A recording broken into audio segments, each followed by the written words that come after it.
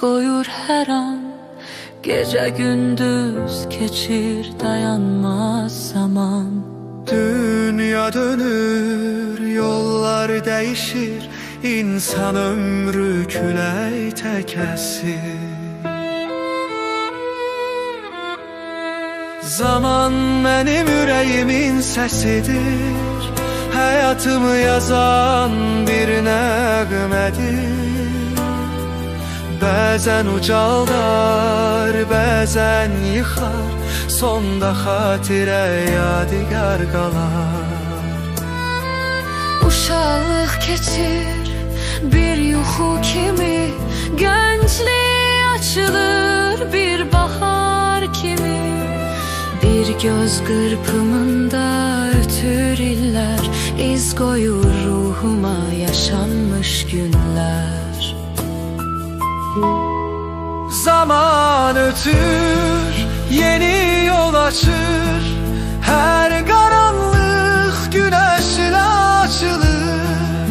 En büyük sirrir budur dünyada, sevgi kalacak sonsuzlukta.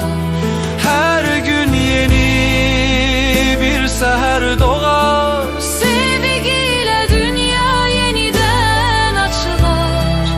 En büyük hediye ömrümüzdür, yüreğimizde iz koyan her gündür.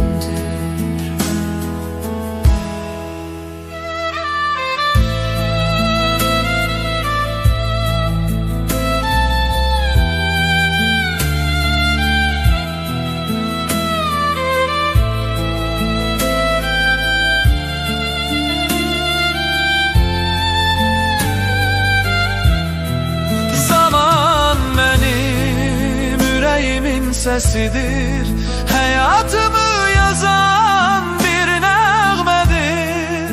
Bəzən ucaldar, bəzən yıxar, sonda xatirə yadigar qalar.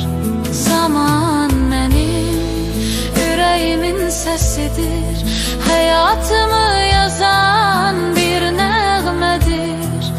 Bəzən ucaldar, bəzən yıxar, sonda xatirə yadigar qalar.